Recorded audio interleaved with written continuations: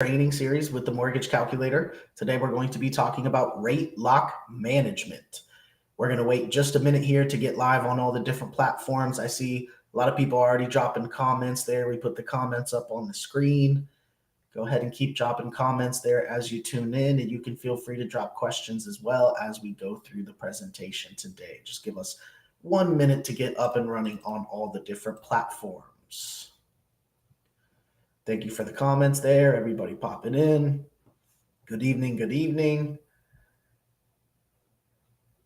And it looks like we are live on all the different platforms, so we can go ahead and get it started. Again, keep dropping comments there in the chat and any questions you have as well.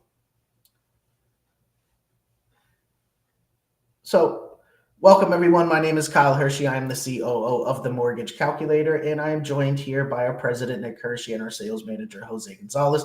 We are a correspondent lender that specializes in non-QM loans, and what we do every Tuesday and Wednesday evening at 7 p.m. Eastern is this loan officer training series. Tonight, we're going to be talking about rate lock management, very important in this environment, always important, but definitely in this up and down environment as well. So our sales manager, Jose Gonzalez, with 28 years of experience as a loan officer and a realtor, is going to give us a presentation here on rate lock management. So go ahead and take it away, Jose. Good evening or good afternoon, late afternoon to our California MLOs out there. Thank you for joining us for tonight's training. Now, I do want everybody to recall the training we recently had in the last couple of weeks on factors that affect the interest rates in general, right? We had some very good training there. We broke it down to the nitty gritty. We were talking about Federal Reserve Open Market Committee, just the impact of the opinion and everybody's analysis of what they may or may not do, right? All of those things. So um, I do recommend, if you have not seen that training, to go look it up. It is there for your viewing. Excellent, because I do touch base in this one because tonight's training is very dear to my heart, right? Because when we talk about being a loan consultant and we talk about adding value to the transaction, one of the key components is effective rate lock management. So tonight's title, as you can see, right, uh, with rate lock management, with the goal of mitigating financial risks through effective rate lock strategies, right, which we were just talking about right now. So if you get this right, it's a synergistic relationship. If you get this wrong in one of your deals, it could cause it to implode for a lot of different reasons, and there's something in between. But the whole key here is to understand, right? We have the upfront work that we do that leads us to the origination of the loan. But once we do originate the loan, the file gets disclosed, right? The next step is making sure we have effective rate lock strategies in place to ensure that our customers' expectations are met and that we have a happy closing and we get referrals and, everything works out the way intended, right? So let's break it down. Real important here.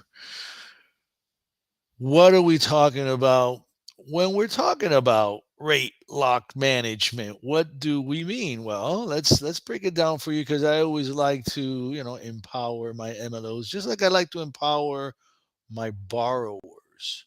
And that's really what this is all about, besides our fiduciary responsibility that we have to our customers, right? You don't want to be accused of bait and switch. So, what are we talking about? A rate lock is an agreement between a borrower and the lender that allows the borrower to lock in the interest rate on a mortgage for a specified time period at the prevailing market rate for that product, of course, and provides the borrower with protection. That's the key word here, protection, against a rise in interest rates during the lock period up through 11:59 and 59 seconds of the day that the lock expires. However, that doesn't mean you can extend that lock at that time, right? There are restrictions as to when the market is open, especially our West Coast MLOs. Be on the lookout, what is the time zone for you for the when the lock desk closes, because it is different for different investors as well. So, but that's next component here. So understand what the rate lock is. Understand now another component of rate lock management is what are we trying to do here? We're talking about interest rate risk, right? We're trying to manage interest rate risk for the borrower. Now remember, we got our consultant hat on, and we're making sure that we steer the ship in the right direction, right? So interest rate risk is the risk that market interest rates will rise, which will cause a decline in the value of the instrument. In this case, our instrument is the loan package, right? Which also means then the interest rate, because if there's a valuation change in the package, what has to happen at that point is, if you remember the training that we had the other day, at that point, the interest rate needs to increase on that package to offset the yield for the investor who they're going to sell that loan to, that package to.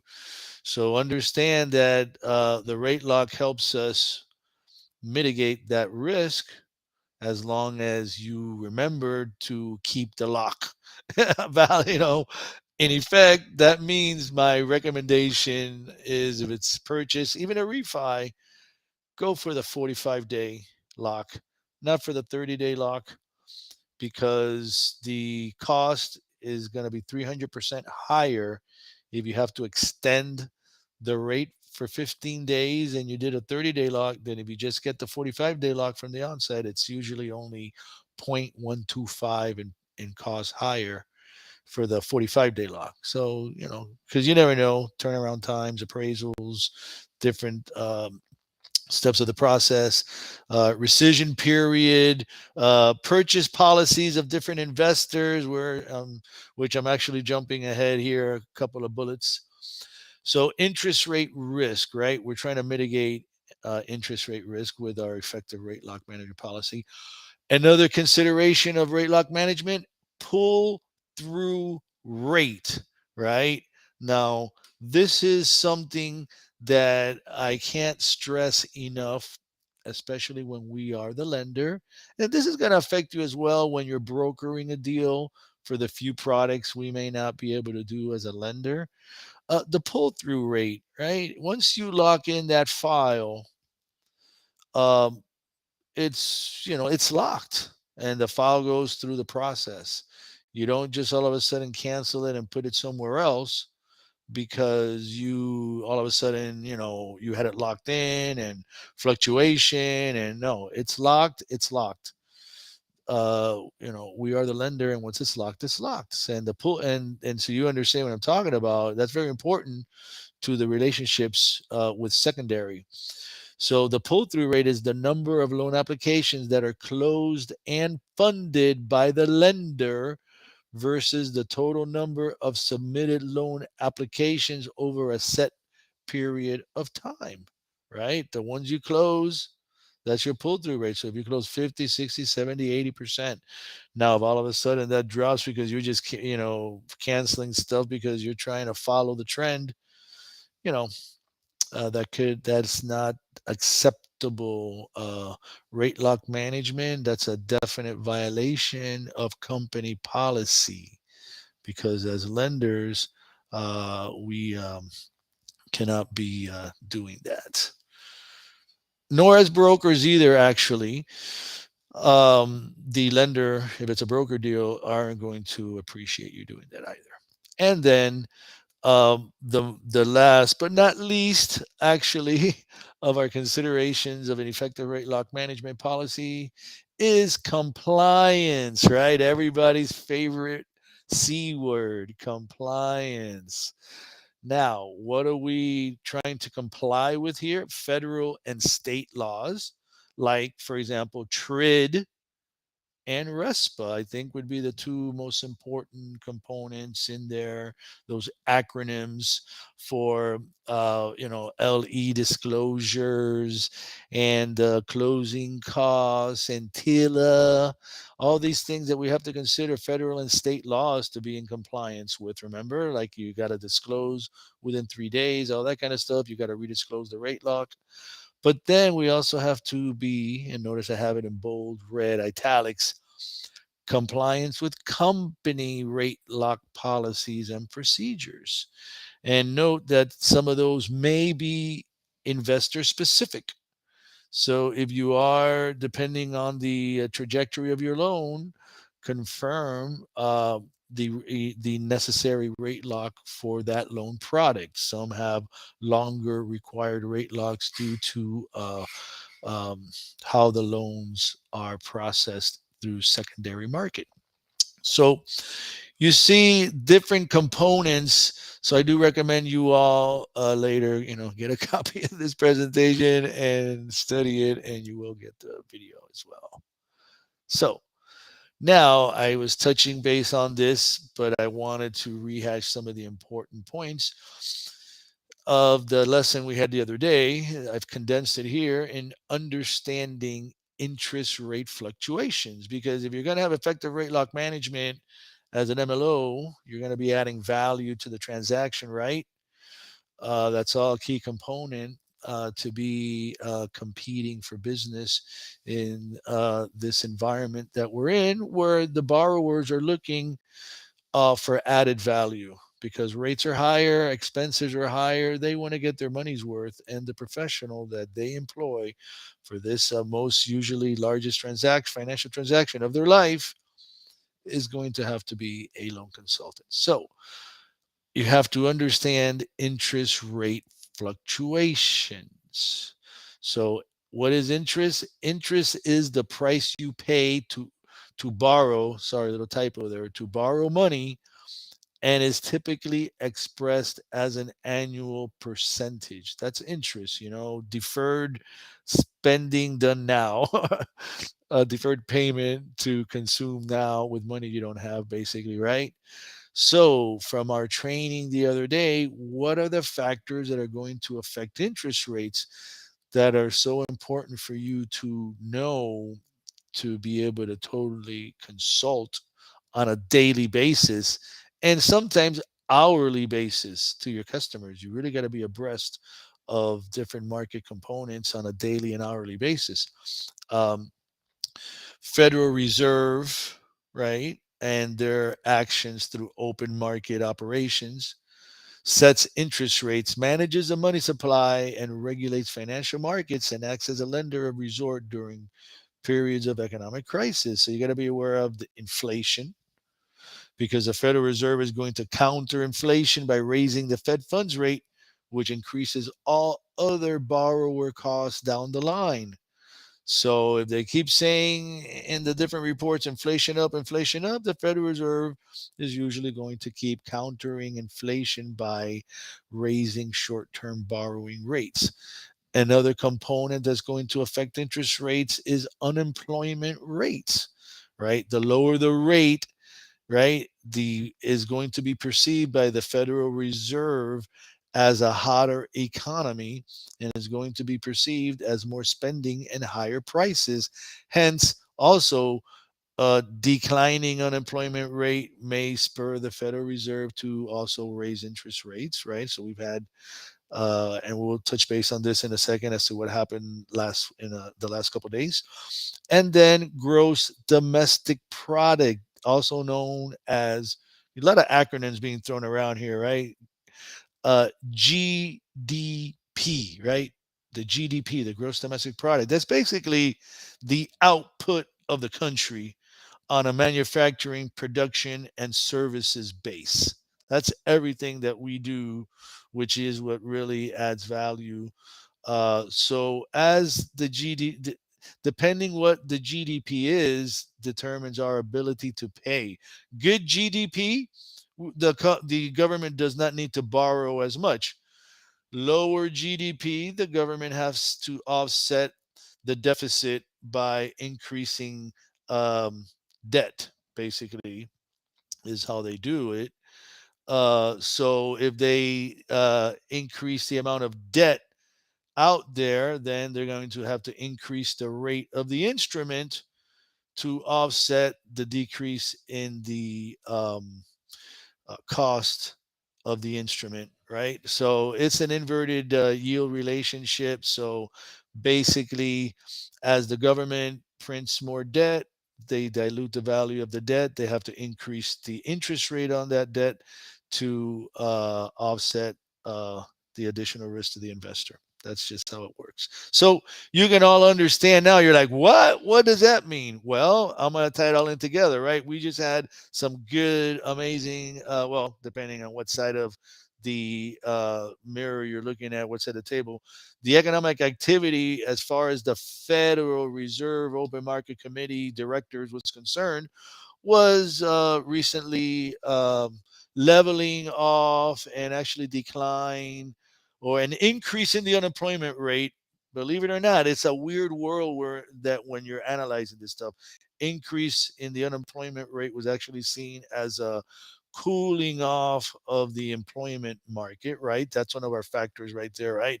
Unemployment rate. And that was the main one that came out, the jobs report, right? So that I don't think there's any specific other inflation indicators that came out in our GDP, but the unemployment rate, the jobs created monthly went down, was lower than expectations. So the market eased a sigh of relief, and we saw like a 25 basis point drop in the 10-year. So those of you that took, that day when they did drop a little bit, would have been able to requote your prospects and or lock in your deals that you had pending. So, what are the challenges in rate lock management? Now, we've touched base on a few things there, and now here's the why. A lot of insight, right? So, some of the challenges that you may face in a loan that is affected by your rate lock management or thereof, lack of, right, would be market and interest rate volatility. Now, we already talked about the components and the why. Now we're talking about the different factors that can come. You already understand the why, just gave a little context there. So, market and interest rate volatility. How could, that's pretty obvious why that could affect you. I put it in red there, right? Italics. The interest rate spiked. This is the flip side, the negative side of this coin, right? If you didn't lock it in for whatever reason, and all of a sudden the interest rate spiked and the borrower no longer qualifies at the higher rate. Wow, now you're going to have to go back to that borrower and explain and restructure, and maybe there is no other options. So, as soon as that file is disclosed, and everything is signed off on, and the file is already in the clearing intake phase, you can be locking in that rate. Sign file, you're locking in that rate unless the customer specifically tells you not to, right? You avoid that risk and you lock it in for 45 days, not 30 days, unless you have an appraisal waiver on an agency loan. Then yes, 30 days is acceptable on a purchase. So what are other challenges if you that you can face um, if you don't adhere to some effective rate lock management? Well, revision of guidelines. That's another risk that you're looking to protect yourself from. If you have a loan, guidelines can tighten in the middle of a loan to reduce interest risk to the secondary market, and they may say any loan from this day forward, this is the new guideline. Boom.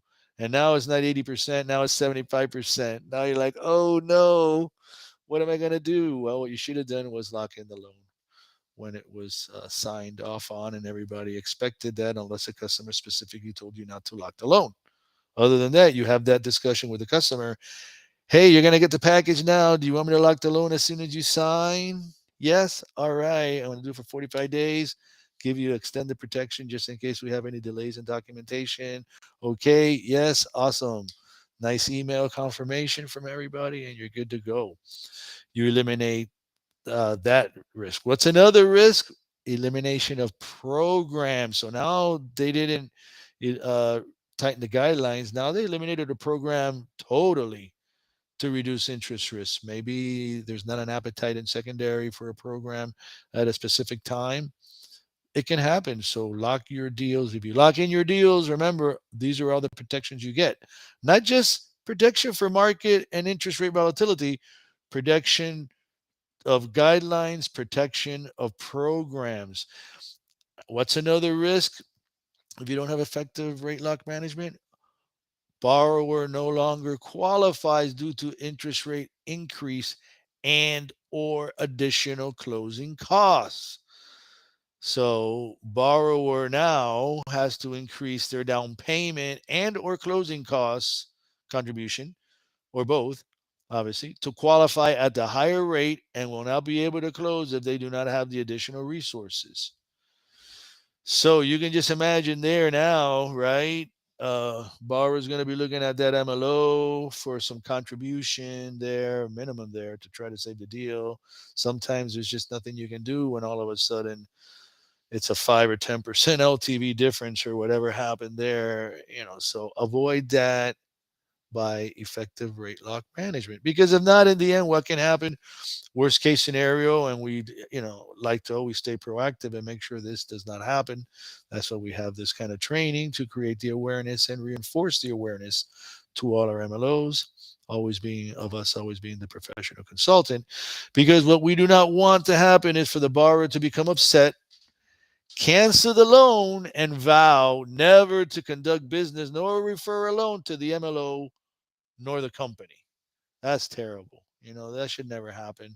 It starts off as a happy relationship. If everybody completes what they're supposed to do, it should end in a happy closing once there's a loan application submitted, all the vetting that was supposed to be done, and then we don't want to mess it up with a mismanagement on a rate lock, exposing the customer to undue interest rate risks and all of these factors that we're talking about here.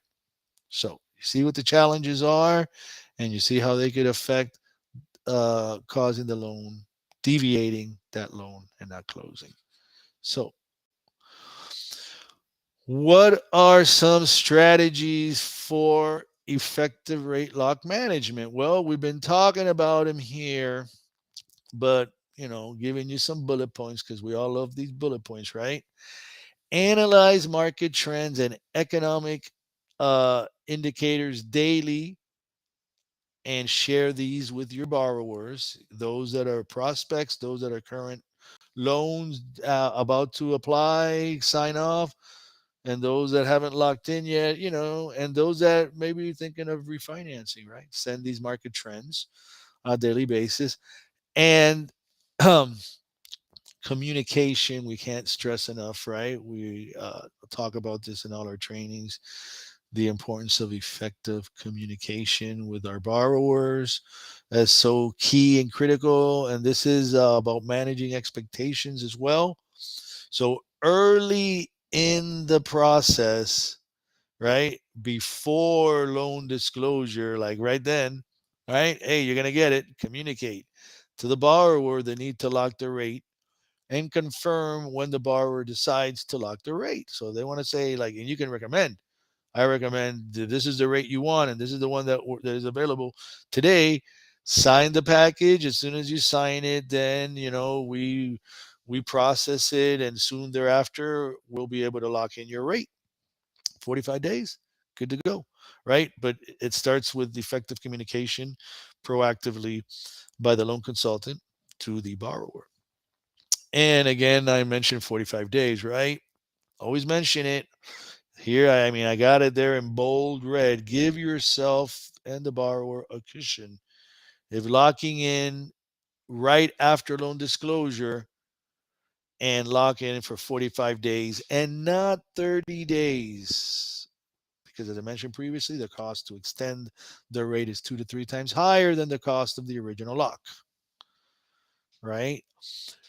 Now, this bullet point is so important, right? Properly analyze the credit, income, and property type prior to requesting the rate lock to protect the pull through rate, and not just the pull through rate, to protect the loan. Because if you haven't looked at that credit report properly, and we assist you, our team leader assists you, we disclose the files, normally that's been looked at. But if it's anything that happens from the time it's disclosed or something that may have been missed, not disclosed, make sure you properly analyze everything, right? Credit, no surprises on property type, ask the customer, vet the property, all that kind of stuff. Because we've had scenarios where, rate locks all of a sudden have to be canceled. Oh, that's not a 1 unit, that's a 3 unit or a 2 unit or whatever it is. And now it's a different interest rate because of the property type and also because of the time frame. And you're canceling locks, relocking, and raising all sorts of havoc. So vet the deal properly, um, and make sure that when you do lock it in, you lock in a valid product. Because we want to manage borrower expectations throughout the whole process. That's key, right? If you properly manage expectations from the onset, everybody's happy to be at the end, and it's a lot less work to close the deal. So, what are the benefits of effective rate lock management, right? Again, I'm going to give you your bullet points. I've given you all the answers. But if you were studying for the test, this is the slide you would probably everybody be taking a photo of and all that stuff, right?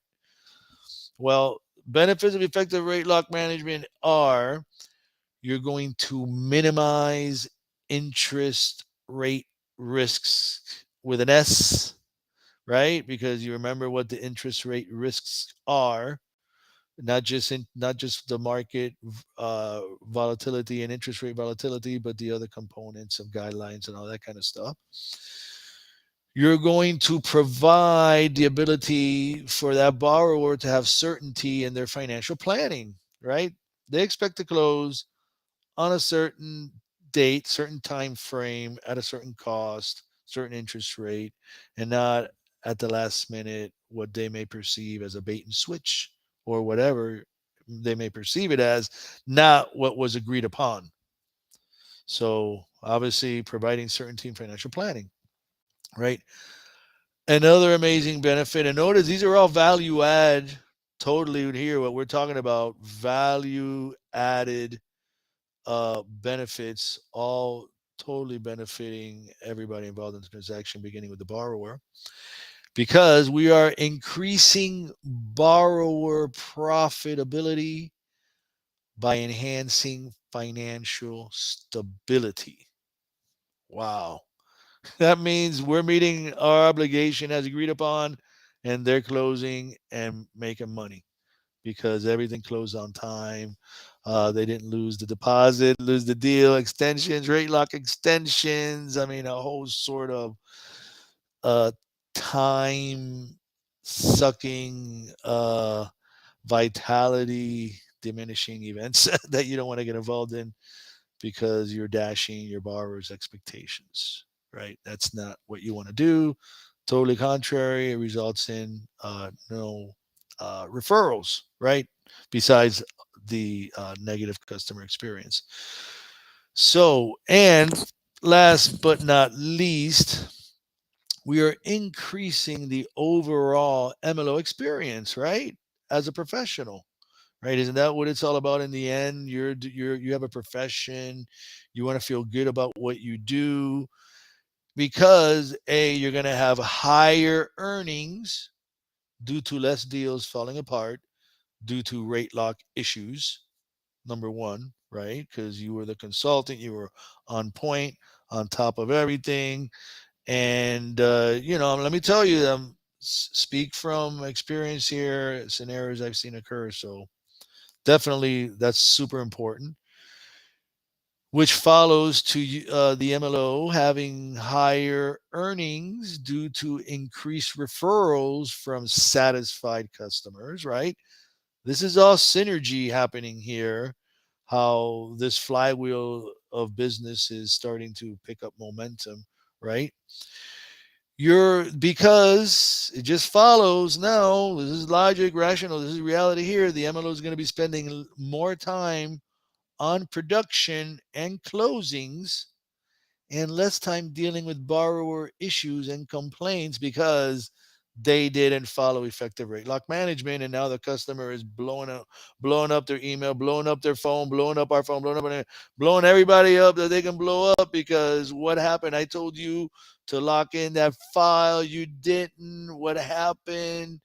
I don't understand. And now you have a situation that we don't need. So believe me, less friction in the operation.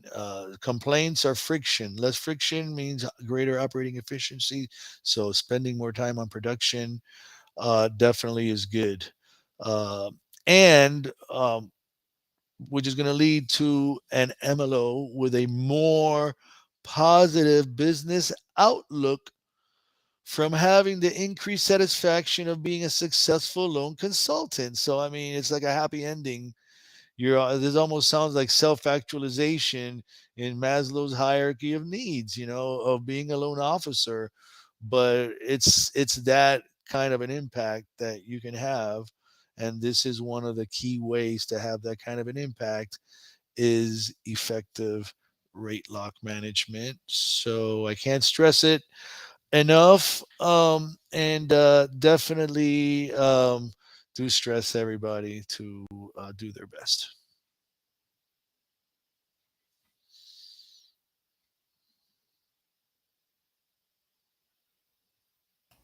All right. Great presentation there, Jose. Surprisingly, I don't see any questions here. Really? Well, definitely one of the components that I wanted to touch on, it's company policy component is, and I did touch on it during the presentation, but I wanted to stress again, this is very important about adherence to policy, company policies and procedures on investor specific rate locks and how good they have to be long through. So everyone be aware that in some cases, due to secondary market procedures for some investors, the rate locks have to be valid for a longer period of time, and that has to be taken into consideration when you're locking in your files. So keep that in mind. Very important. All right. Great.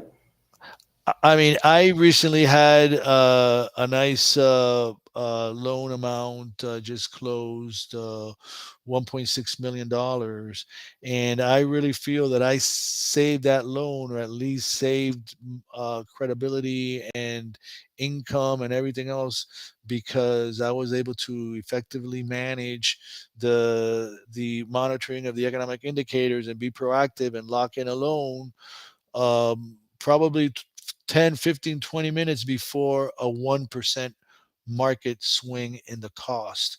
Just imagine that, right? $16,000. How you tell it to the customer? Right? So luckily I didn't have to.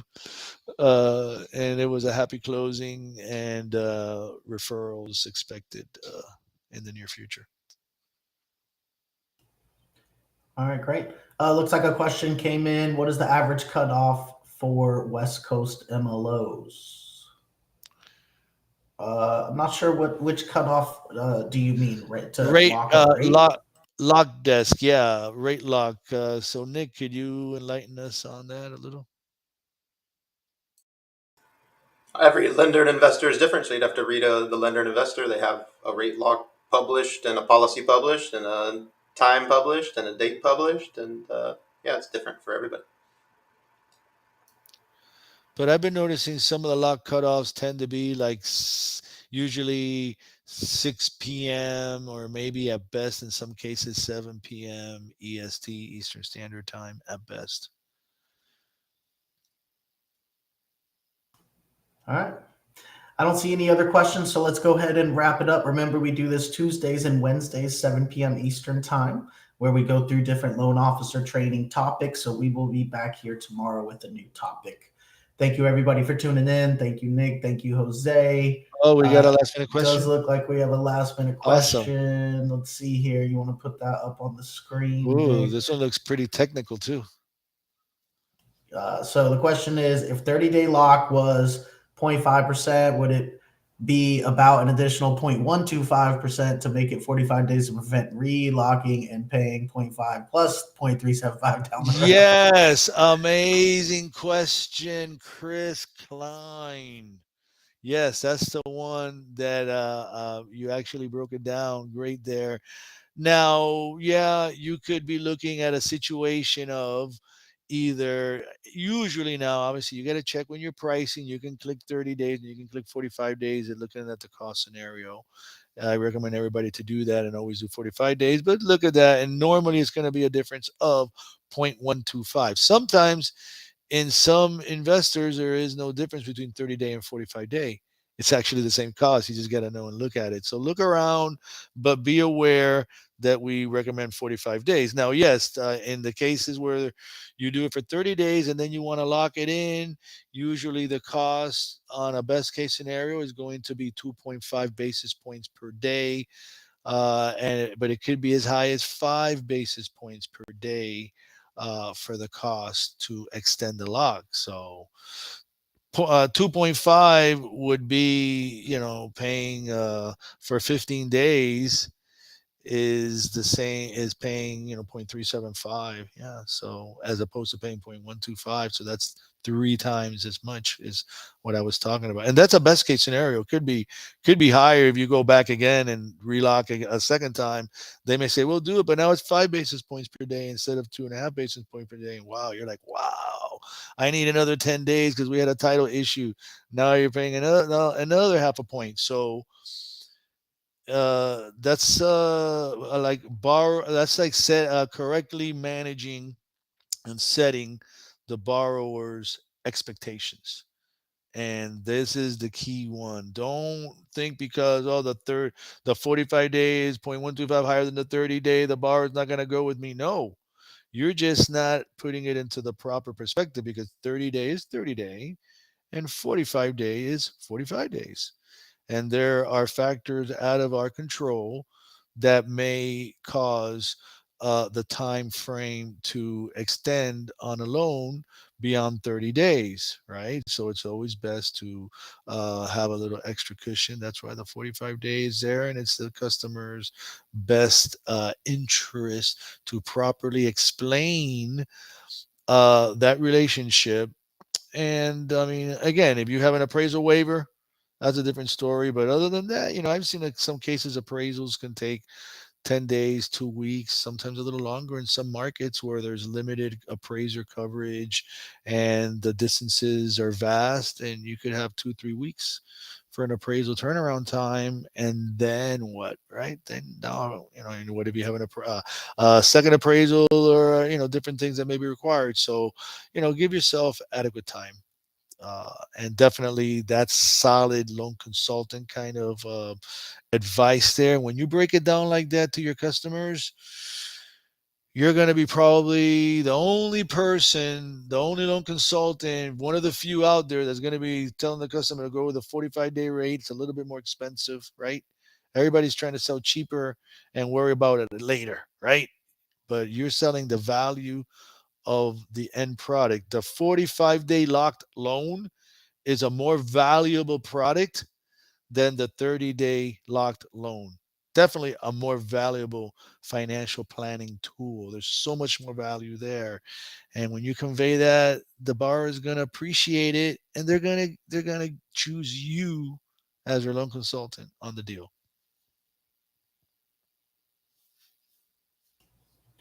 All right. Looks like another question. I guess this really goes back to the training that we had. I believe it was last week, right, Jose? Asking what indicator did you use to Yes, lock the rate? sir. Okay, that's a great one, Ted. Thank you.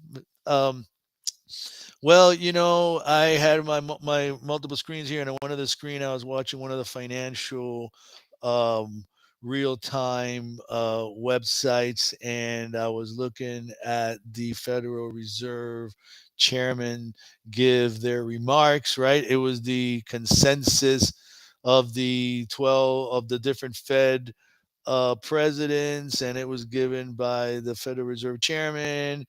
And it was this was based on the opinion and the expectation of how the market was going to react to the Fed chairman saying, "Well, we're not raising the rates, but we're not taking the probability that we may need to raise the rates in the near future, possibly in November when we have our next meeting, and if we have this pernicious inflation that keeps staying put and increasing, right?"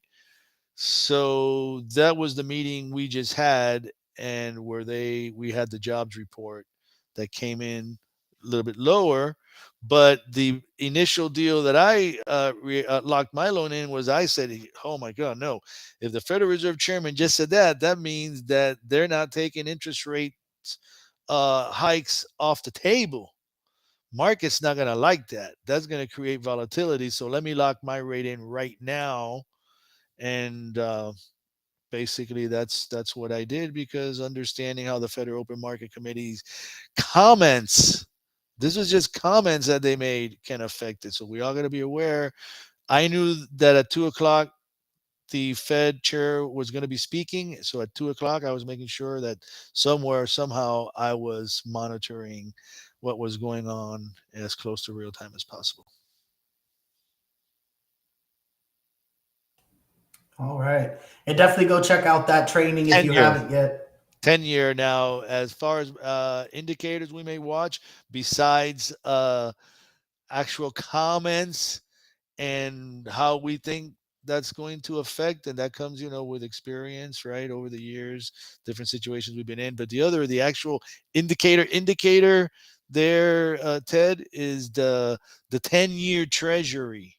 That's the one indicator that, so you'll see sometimes in the morning when I'm seeing some movement early morning on that 10-year, where we're telling the team today's a good day to requote your deals and lock your loans, because we're seeing downward movement in the 10-year, which is going to equate usually to better pricing on your loans.